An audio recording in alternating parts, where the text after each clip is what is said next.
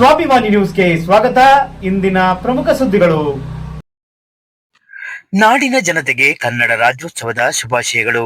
ವಿಶ್ವದಲ್ಲೇ ಅತ್ಯಂತ ಶ್ರೀಮಂತ ಸಂಸ್ಕೃತಿಯನ್ನು ಹೊಂದಿದ್ದ ನಮ್ಮ ಕನ್ನಡ ನಾಡು ಅನೇಕ ಕವಿಗಳು, ಸಾಹಿತಿಗಳು, ಮಹಾಪುರುಷರು ಜನ್ಮ ತಳೆದ ತವರೂರು.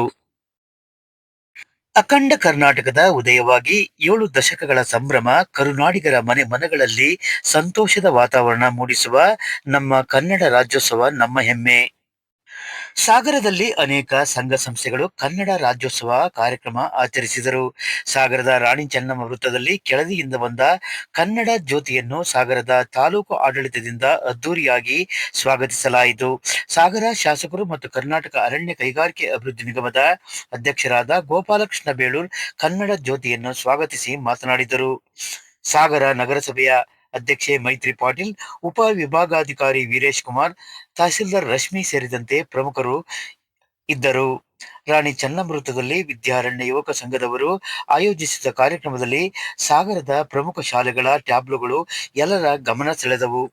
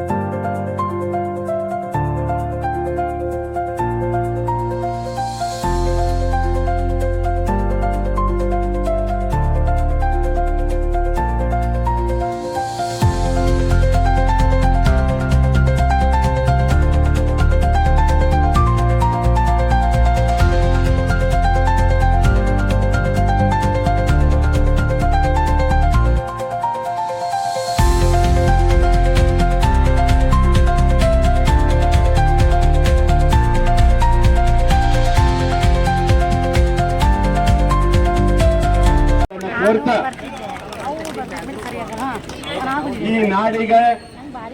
ಈ ನಾಡಿಗಾಗಿ ಮತ್ತು ಈ ಕನ್ನಡಕ್ಕಾಗಿ ಈ ರಾಜ್ಯದಲ್ಲಿ ಏನಿವತ್ತು ಹೋರಾಟವನ್ನು ಮಾಡಿಕೊಂಡು ಬಂದಂತ ಹಿಂದಿನ ಎಲ್ಲ ನಾಯಕರುಗಳಿಗೆ ಇವತ್ತು ನಾವು ಅವ್ರನ್ನ ನೆನಪು ಮಾಡ್ಕೊಳ್ತ.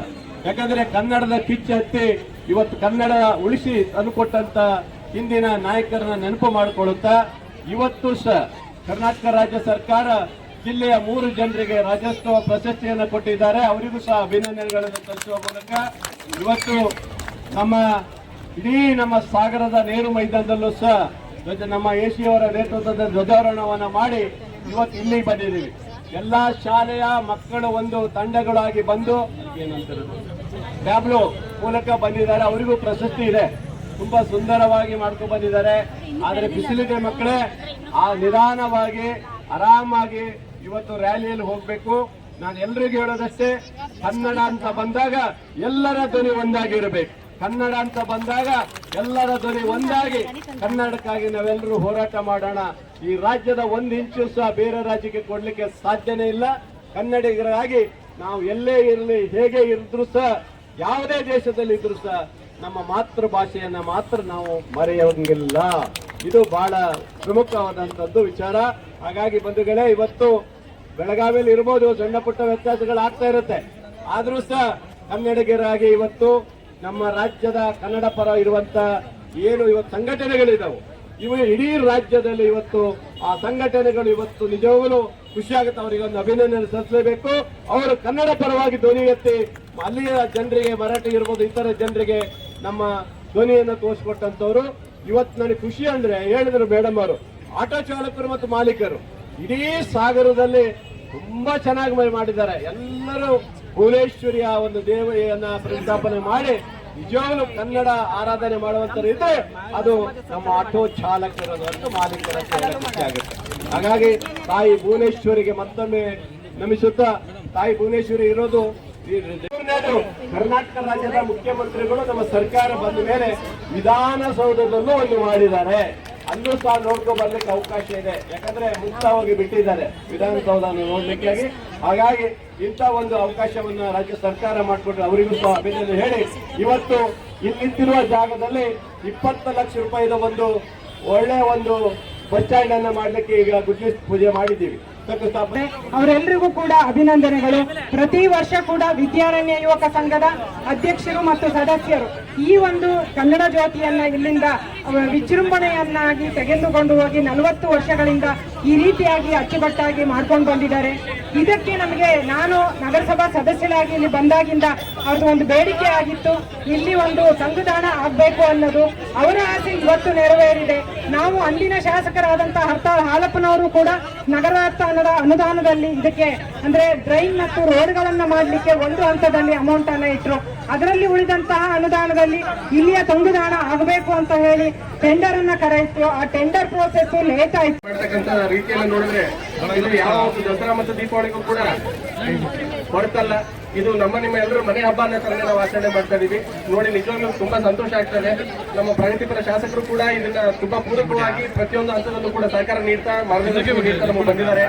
ಈ ಹಿನ್ನೆಲೆಯಲ್ಲಿ ಈ ನಮ್ಮ ನಡೆದಿರ್ತಕ್ಕಂಥ ಎಲ್ಲಾ ಸಮಸ್ತ ನಾಗರಿಕರಿಗೆ, ಮುದ್ದು ಮಕ್ಕಳಿಗೆ, ಮತ್ತೆ ನಮ್ಮ ಪತ್ರಿಕಾ ಮಾಧ್ಯಮದವರಿಗೆ, ಮತ್ತೆ ನಡೆದಿರ್ತಕ್ಕಂಥ ಇತರ ಚುನಾಯಿತ ಪ್ರತಿನಿಧಿಗಳಿಗೆ ಇನ್ನೊಮ್ಮೆ ಕನ್ನಡ ರಾಜ್ಯೋತ್ಸವದ ಹಾರ್ದಿಕ ಶುಭಾಶಯಗಳನ್ನು ಕೊಡ್ತಾ ನನ್ನ ಮಾತುಗಳನ್ನು